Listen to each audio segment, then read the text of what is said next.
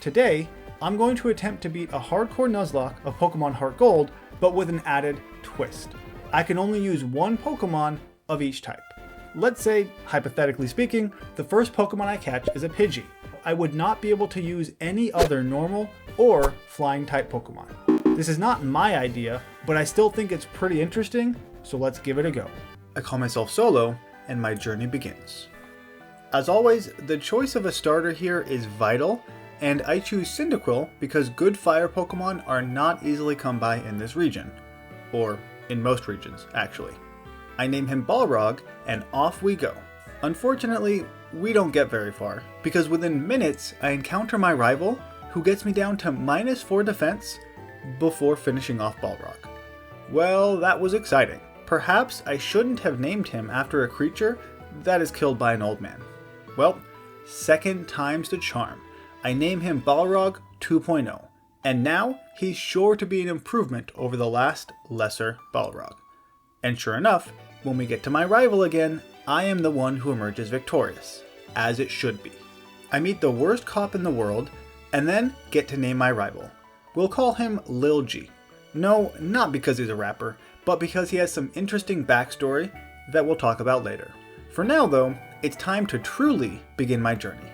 After begging my mom to give me an allowance, and after I'm forced to watch Lyra catch a poor, defenseless little rat. I wonder, in my decades of playing Pokemon, how many times have I been forced to watch a Pokemon catching tutorial? It's certainly been a lot in these past few months. Once Lyra leaves, I am finally free to explore. There's just one small problem. In this run, I have introduced another new rule, as if we don't have enough already. This is where I'm forced to catch the first viable Pokemon I find on each route. That way, I can't completely pick and choose all of the Pokemon I want. Once I have repels, I can work around that. But for now, if I find a normal Pokemon, for example, and I don't yet have one, I have to catch it. It magically becomes day, and I try to sneak through all of this grass to avoid any encounter. And for a while, it looks like I might make it, until I run into a Pidgey. That's alright. I did change the time to get Pidgey instead of Hoot Hoot. I was kind of hoping to hold off on the normal flying type until I got Togepi, but I can't change it now. I catch Pidgey in a single Pokeball and name him Airbender. I somehow make it through Route 30 with no encounters. That was pretty lucky. But then in a large grass patch on Route 31, I find a Caterpie, which sucks for a few reasons. I mean, Caterpie's never that great to begin with, let's be honest, but it's even worse because this girl will never be able to evolve into a Butterfree. And I was hoping to save my bug encounter for a Heracross or something awesome. We're not off to a great start with that. Either way, I catch her, because I have to, and name her Prothean. In Violet City, I make sure to go through Sprout Tower during the day, ensuring that I only find Rattatas, who I can't catch because I already have a normal Pokemon. Don't get me wrong, Ghastly is an awesome encounter here, and my favorite ghost. But I feel like I've used Gengar quite a bit in recent runs, so let's give him a break.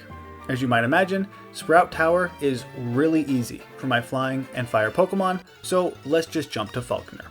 My bird faces off against his bird, and almost kills with a critical gust. That was close. After taking a tackle, Airbender is clearly better, and not just because he's 4 levels higher. Out comes his illegal Pidgeotto, whose tackle does a fair amount of damage to me. I decide to swap to Balrog 2.0 on another tackle, and I just start using Ember. I have to risk a crit here at the end, but thankfully I go unpunished and defeat the first gym leader. At which point, Balrog 2.0 decides to evolve. Nice. I guess he's a 3.0 now. I get the Togepi egg, but it's a little bit too late because I already have a normal flyer, so thanks for nothing. I spend the meager allowance my mom deems me worthy to keep on repels because I want to get past Bugsy without wasting any more encounters on Pokemon I don't really care about. Looking at you, Prothean. Besides, Bugsy is gonna be a piece of cake. Unlike me, who can only use one Pokemon of each type in this run, you can use the subscribe button to watch countless Pokemon YouTubers. So if you're enjoying the run so far, be sure to subscribe to get more content just like this. I beat up some rocket guys in a well and refuse this old man's phone number that his granddaughter tries to thrust upon me. He's so old, he probably doesn't even know how a phone works anyway. Time for the fight against Bugsy. But is that his actual name, like his parents gave him that, or more of a work name? Like The Rock, but much lamer. Either way, he leads with Scyther, and I, Balrog 2.0. I get hit with a quick attack, but heal a bit with Shell Bell after an Ember. I get leered, and then get a lucky crit, knocking out his scariest Pokemon. The Metapod falls in a single Ember, and Balrog gets to the level cap of the next gym leader, so I need to swap to give him less experience. Airbender comes out, tanks a few poison stings, and kills the Kakuna with 2 gusts, winning us the second badge. In preparation for the next Lil G fight, Airbender evolves, though my guys are really at risk of overleveling here, so I need to be careful. As I try to leave Azalea Town, Lil G shows up and wants a rematch. Even though Gust is special, and Ghastly has pretty good special defense, 2 Gusts knock it out, and I only get Spiteted. Against Croconaw, there isn't much I can do except Gust, and he misses the first Scary Face, so that's convenient. He hits me on the second, and then uses it a third time even though he already outsped me for some reason. At this point, I decide to pivot to Prothean to try and deal some damage, but am immediately crit. So it looks like we're gonna have our first death here. I let Prothean go down to bring Airbender back out. I'm hoping he's gonna Scary Face again, but he just goes straight for Bite, as I hit with a few gusts. After a while, I'm slowed down, but he only has a sliver of HP left, so Airbender finishes him off with a quick attack. At which point he also gets to the level cap already. Yikes, I need a new Pokemon. The Zubat is last and does manage to confuse me, but still falls in a couple of hits. Okay, that Croconaw was way scarier than I gave him credit for. And the first Pokemon goes into the Deadies box. Goodbye Prothean, you never really had a chance. I really need to get a new Pokemon now, since both of my guys are at the level cap for the 3rd gym. On Route 34, just south of Goldenrod, there are 2 possible encounters, a Drowsy and an Abra. I'm actually hoping for a Drowsy, and that's what I get. However, I don't actually count this as a Psychic encounter because I don't even name the guy and immediately swap him for a Machop, who I count as my Route 34 encounter. And he's fighting, so we'll tick that box too. This Machop is lonely, and he has Guts, which is a pretty great combination. I did forget though that I can't give him a new nickname, so we're stuck with Muscle, completely ruining the nickname scheme I have planned. There's not really anything else to do here, so it's time to fight the Crybaby. Her Miltank's rollout is a lot less scary with a fighting Pokemon. She starts with Clefairy, who, unsurprisingly, a poisoned muscle karate chops into oblivion. The fat cow comes out and does hit with a stomp, and then proceeds to die in a single low kick. That's what you get for being so fat. As always, Whitney is a sore loser and won't give me the badge until she stops crying. I continue my journey, and it's not until I get to the fake tree that I realize this is a forced rock encounter. I briefly consider backtracking a bit to get a Geodude or an Onix, but I'm too lazy for that, so I catch this guy and name him Ancient. And he's actually going to be pretty useful for the next gym fight. After talking to some stranger in Ecruteak City, I follow him home to Goldenrod, as you tend to do, and to get me to leave him alone, he gives me an Eevee. Now, strictly speaking, Muscle, again, should have been my Goldenrod encounter, but instead I count him as where I caught the Drowsy on Route 34. Basically, I just really want an Eevee, so I'm okay with bending the rules here. This Eevee is modest, so he's just begging to become an Espeon. And I almost did it too. But Espeon carried my last Soul Silver run, so I decided to give the decision to you, the people. And you all chose Leafeon, which I'm normally fine with, but Leafeon wasn't meant to be modest. He's a proud leaf. Still, I used the awesome Universal Pokemon Randomizer to evolve him with a Leaf Stone that I got from the Pokeathlon Dome.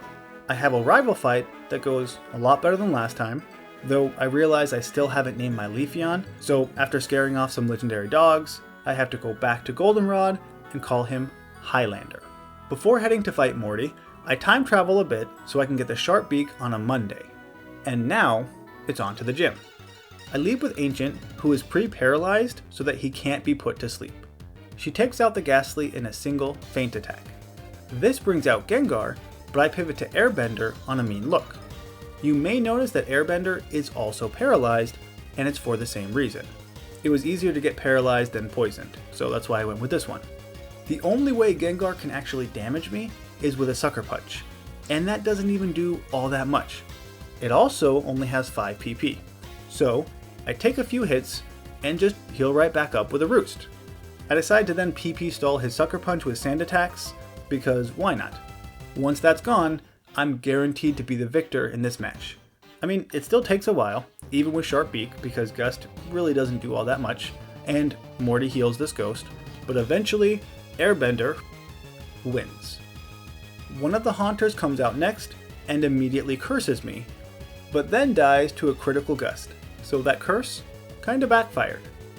For his last Haunter, I obviously can't stay in, so I swap back to Ancient on a mean look, as this Haunter also gets himself killed with a curse. It looks like he didn't learn his lesson from the first one. I had intended to have Espeon or Umbreon here, either one could have wrecked this gym, but you guys had other plans. Here I bend the rules just a little bit more. I catch a Miltank, who I obviously can't use, but I want her to use Surf, since I have no water Pokemon. I also catch Gelfling the Magnemite right here. I get to Olivine City and jump on my Miltank. There are plenty of water Pokemon I could have gotten at this point, but I want to use a Tentacruel because I haven't used him much, but I've been holding off until I could have a guaranteed encounter. I immediately find one and name him Metroid. He looks the part, and after surfing for all of 5 seconds, the cow immediately goes into the box. I get to Cianwood, and while preparing for the gym, basically my whole team evolves. I'm not going to show all of them. After that Evolution Fest, it's time to fight Chuck. I lead with Metroid against his Primeape. I start with Surf, that doesn't kill him, and decide to set up Toxic Spikes as he Rock Slides. Even with the double team, a second Surf washes the monkey away. The Poliwrath comes out and is immediately poisoned, which must really suck as a Pokemon. I mean, you haven't even begun the fight, and already as soon as you come out, bam, poison? Poor guy. Anyway, I bring out Highlander on a Body Slam, and take him out with a Miracle-seeded Razor Leaf, that just so happens to crit. Nice. The poison damage was needed to ensure that Razor Leaf would be a 2-hit KO, which wouldn't have been necessary if Leafeon weren't so darn modest. It's okay to have pride sometimes, guys. As I'm surfing around on Not a Cow, I randomly find Raikou just chillin' in the water. If I didn't already have Magnemite, and I somehow managed to catch him, I would have totally used this electric dog. Oh well. As I enter Mahogany Town, I decide to get a present for my mom, and there just so happens to be a souvenir shop with nothing suspicious about it right here. That sounds perfect. So I enter and witness this guy and his Dragonite try to steal some souvenirs. That looks a little bit suspicious to me. As I'm fighting off some team spaceships, I encounter someone with a Magnemite who has Magnet Pull and Sonic Boom. So I can't escape because Gelfling is Steel type, and I'm concerned that he's going to kill me. Then again, I do a ton of damage with Thundershock, and he doesn't even use Sonic Boom. So we're okay. Magnet Pull is not an ability I really ever have to be concerned about, so this kind of came as a surprise here. But unfortunately, it won't be the last time this ability messes me up. Unlike my last Johto run, here I don't make the mistake of beating Jasmine before Pryce, because Jasmine has a higher level cap. So I fight the old man, and I once again decide to set up Toxic Spikes. I could easily do another layer and cause Toxic-like poison, but I don't think it's necessary. Instead, I swap into Gelfling on an Icy Wind that does almost nothing, but it does slow me down. One Thundershock isn't quite enough to take out the Seal, who slows me down again, and I get some Shell Bell healing. After Pryce heals, I get a crit, knocking out the Seals. Gelfling baits out the Pillow-Swine, who gets poisoned, and I swap to Muscle on a Mud Bomb, who should bait out an Ice move, allowing Metroid to come back out. With the poison damage, Surf is a guaranteed kill. Pryce's last Pokemon is a slightly bigger Seal, who also gets poisoned, and I pivot to Gelfling again. I tank a couple of Aurora Beams, and would kill in 2 Thundershocks if Pryce didn't heal again, like a baby. You don't see me using items in battle, come on man. Still, Gelfling is victorious in 2 more turns. I love this part in Johto, because there are so many gym battles in quick succession, it means I don't even have to change the background music. Makes it easier when I'm editing. So, I continue my gym destroying rampage and enter Jasmine's gym, who isn't here. Uh-oh. I guess I never actually gave Ampharos its medicine, and now it's probably too late, because he died. When Jasmine does show up, she says clang, or was that just perfect timing with background noise? Either way, this is the easiest gym battle so far. Balrog 2.0 just so happened to learn Lava Plume right at the level cap, so he comes in and one-shots her entire team. Thankfully, Sturdy still sucks in Gen 4, or else the Steelix would have been a much larger issue. But he's not, because it sucks. What'd I tell ya? That was a super simple fight. Before we can head to the last gym, there are a few more encounters I want. In this cave, I keep finding Steelix, who I don't want, and only has a 2% chance to appear. It takes me longer than I care to admit before I finally realize that Magnet Pull was the issue. This darn ability strikes again. After swapping my Pokemon around, I immediately find a Misdrevious. That's who I was looking for. I name her Malkiri and never use her, but I have a ghost encounter. Now that I have a poison type and Tentacool, I can backtrack to Route 35, just north of Goldenrod, and get a psychic encounter. Again, my options are Abra and Drowsy, but this time I want an Abra, who I encounter and catch in the first ball. Nice! I name this guy Time Lord. He's brave, unfortunately, but at least he isn't adamant. We once again have a ton of evolutions, including Time Lord evolving into Alakazam, and Muscle into Machamp. In the Goldenrod City Underground, I find Lil G, who hates Team Rocket, but still wants to beat me up for some reason, even though I'm also fighting Team Rocket. He starts with Golbat, who Time Lord takes out in a single Psybeam. Haunter comes out next, and suffers the same fate. What'd you expect? Against Sneasel, on the other hand, I swap to Balrog 2.0 to take an Icy Wind and a Feint Attack before killing with a Lava Plume. Unsurprisingly, this brings out Feraligatr, but I pivot to Gelfling before realizing I need to update my moves. At level 37, I still have Thundershock? Ew. He still falls in 2 hits, and last, out comes a Magnemite, who paralyzes and confuses me, but dies after 2 Thundershocks.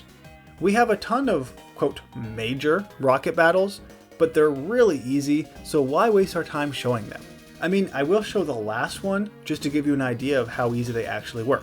Against Archer, Metroid just one-shots his whole team with Surf. Yeah, I know, super exciting stuff. I defeated Team Rocket, and it's a good thing Giovanni wasn't here to see how pathetic his team has become. Then, I have a bit of an issue against some rando east of Mahogany Town. His Fire Melian is easy enough, but his Magnemite is a beast. I swap into Muscle, who is immediately paralyzed, and after being fully paralyzed twice in a row, gets confused, and then proceeds to hit himself in confusion twice in a row. Well, that was a waste of 4 turns, and I almost lost Muscle to a level 29 Magnemite. At this point, I obviously need to switch, so Balrog 2.0 is immediately paralyzed by a Spark. Awesome. And then confused. More awesome. He hits himself twice in confusion, just like Muscle before him, but finally kills the stupid Gelfling wannabe with a Lava Plume. That single Pokemon right there gave me more trouble than the entirety of Team Rocket back in Goldenrod. As I'm making my way through Ice Path, that has some pretty cool music actually, I encounter a Sweenup, the only ice Pokemon I can get right now. But I'm not complaining. Furrion will be very helpful in this run. He'd have been more helpful if I weren't an idiot, but more on that later. We have yet another evolving session, and then randomly, I run into Entei. That's 2 legendary dogs in one run. What are the chances of that? I try to catch him with a fastball, but I guess he's not fast enough. With that, it's time to get the last gym badge against Claire, who has a very high opinion of herself, and it's not really warranted. Against her Gyarados, I lead with Gelfling, who can take anything this water snake throws at me, and I kill it with a Thunderbolt. Out comes the Dragon Snake, who decides to paralyze Metroid as I bring him in, but I heal with a berry. What do you think I do next? Toxic Spikes, of course. I get paralyzed and can't move, allowing the Dragonair to hit me with 2 Dragon Pulses before I can set up another layer of Toxic Spikes to badly poison the incoming Pokemon. Even at this HP though, I should survive a crit, so I stay in, do survive a crit, what'd I tell ya, and then bring her Dragon Snake into the red. Anticipating a heal, I decide to bring out Furion, who should outspeed and one-shot this girl. Or maybe I'll just get fire blasted in the face, why not? And then get burned, that's perfect. The Kingdra comes out next and gets poisoned, so it's time to stall for a little bit. I swap into Airbender, who should survive any non-crit move, which he does, and then continue to stall. Once the Kingdra is low enough, I use a sharp beaked fly to stall one more turn and kill it on the way down. Or I would have if I had remembered about this stupid citrus berry. Dang it. Because of that one little berry, Kingdra survives and obviously kills Airbender. Goodbye, my friend. You were actually useful in some gym fights. At least the Kingdra then dies to poison. Now I get a free swap into Time Lord, who kills with a single Psychic. My strat here got thrown off a little bit because the Dragonair outsped Furion, and I don't know why that happened. It's actually a very clear and obvious reason, and a very stupid mistake that I made, but I don't want to talk about it just yet, because it may, and by that I mean certainly will, happen in the future. So just hold off on your aggressive comments regarding my intelligence for just a little bit longer, if you don't mind. As the last encounter in the run, I get a Dratini from the old Dragon Man. If I hadn't already used a flying type, who is now dead, I would totally use Kryptonian on my team. Oh well. At this point, I was concerned about the Kimono girls fight, because you don't get healed in between and you can't swap your Pokemon, but let's just see how it goes.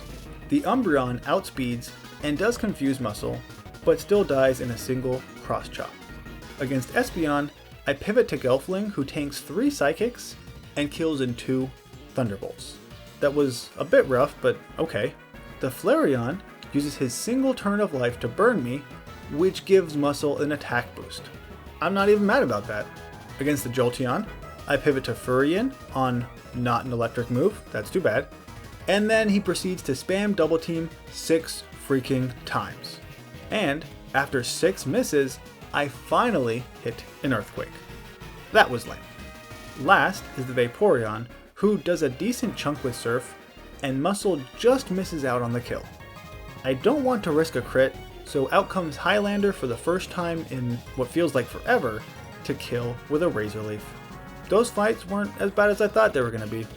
With all that monies I just got, I have a few packages for my mom. The first one are just some Wackenberries, who cares? But then I get a Choice Scarf. That's actually pretty great. Thanks, Mom. With that, it's time to go find Ho-Oh. But I enter the wrong tower. My bad. The correct tower is over this way. I catch the Firebird and take my very first steps into Kanto. So exciting. After all, I'm only one very swimmable pond away from my house. I can practically still see it from over here, so I've basically walked out the front door. At the end of Victory Road, I find Lil G again, who claims he beat everybody in the entire mountain. Okay. A pre-burn Muscle starts off against Sneasel and kills with a return. This brings out Kadabra, who Choice Scarf Muscle outspeeds and also kills with a return. The Golbat is another story. Gelfling comes out on an Air Cutter, and after a super powerful bite, kills with a Thunderbolt. The Feraligatr is next, and does a heck of a lot more than Golbat ever could, before also falling to a single Thunderbolt. Against the Haunter, Metroid comes out on a Curse, which is fine because I outspeed and kill with a Surf next turn. For his Magneton, I obviously need to swap. The problem is, I didn't bring Furion or Balrog 2.0. Instead, I have the Firebird I've been making me fly places. And I was too lazy to leave and get a different Pokemon. So let's try another strat. I eventually bring out Gelfling, which was probably a mistake because, you guessed it, this Magneton has Magnet Pull. But he doesn't have Sonic Boom, so I should be okay, right? At least that's what I thought.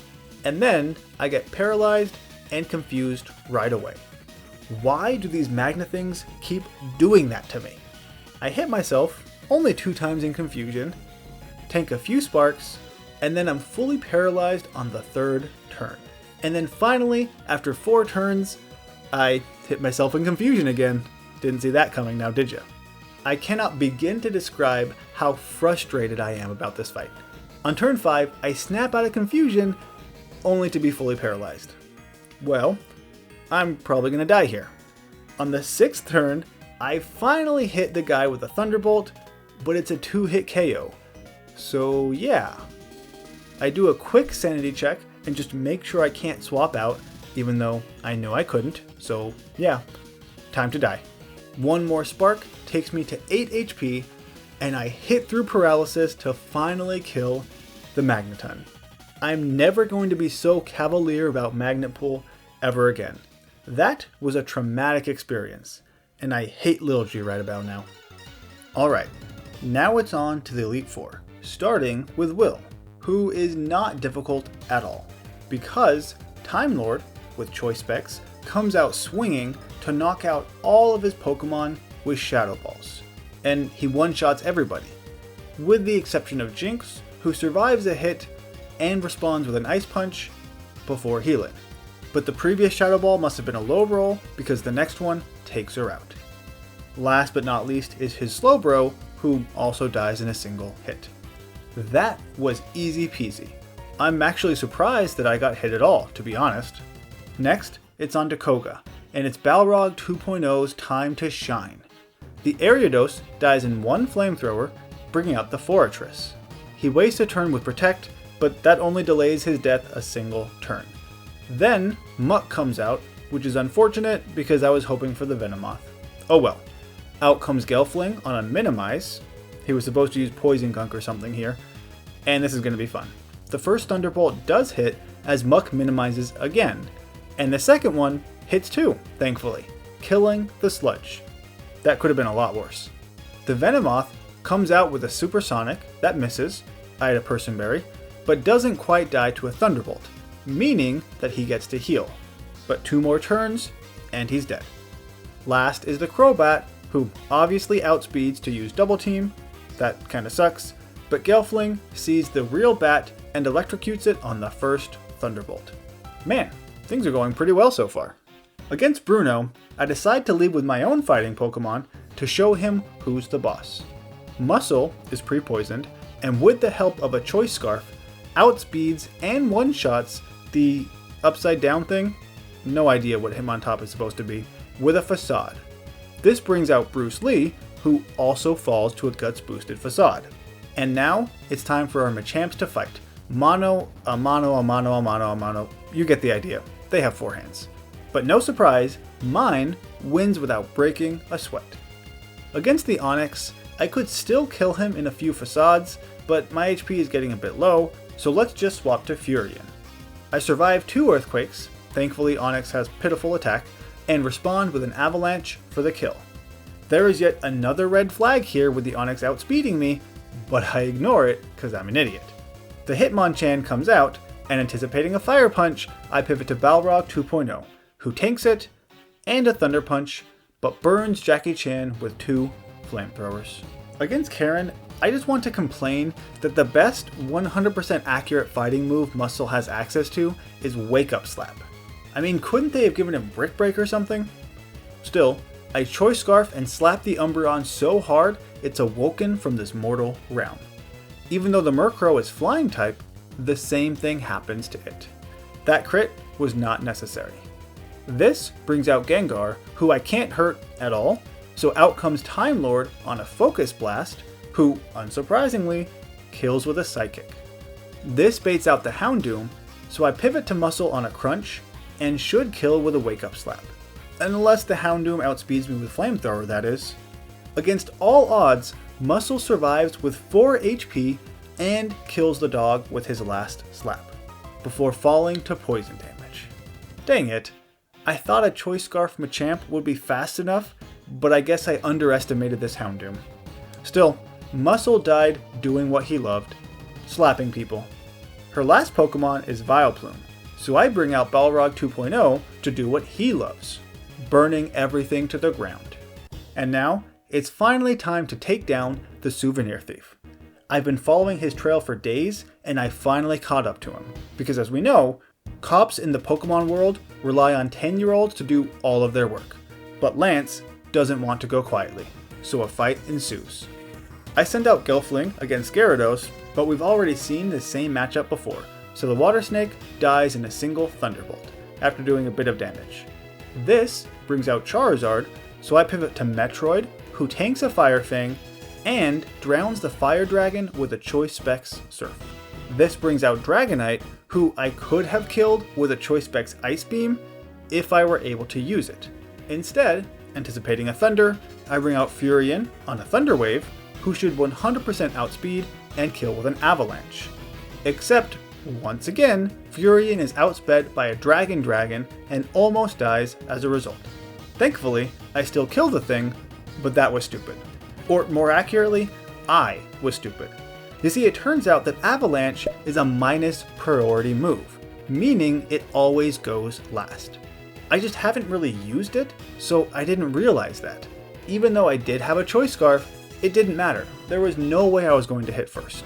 And this is especially stupid because the same thing happened with Dragonair against Claire, but also I chose to keep Avalanche instead of Ice Fang because Ice Fang has 95% accuracy as opposed to the 100% from Avalanche. But if I had gone with Ice Fang, we wouldn't be in this predicament. Oh well, that sucks. This new dragon has Fire Blast, so it's time to pivot to Metroid on an Outrage? That's not what I was expecting. I barely survive, which was lucky, and now I can use Ice Beam to kill the Dragonite. Lance's third Dragonite comes out, but you really shouldn't have 3 of the same Pokemon on your team. That's bad form. And this guy also dies to an Ice Beam. The last Pokemon is a Rock Dragon, so I bring out Gelfling on an Aerial Ace that does 7 whole damage, oh watch out, and get flinched by a Rock Slide next turn. Okay, no more sarcasm. When Gelfling is allowed to attack next turn, a single Thunderbolt takes it out. With that, we have beaten the Elite Four and the champion, and avenged the souvenir shop guys. But we're not done yet, don't leave. Based on the time left in this video, it should be clear that I'm not going to Kanto, but there is still something I want to do. And that is shed light on Lil G's backstory.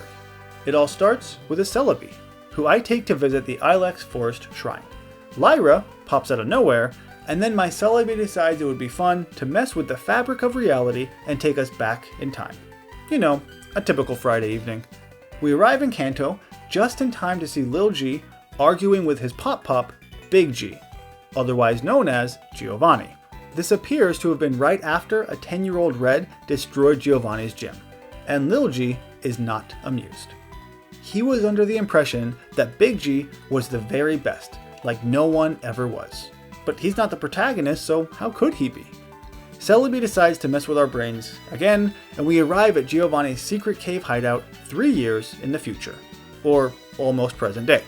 The only piece of furniture this guy has is a radio, because he's apparently been actively awaiting the day that Team Rocket, which he disbanded, takes over the radio tower here in Johto.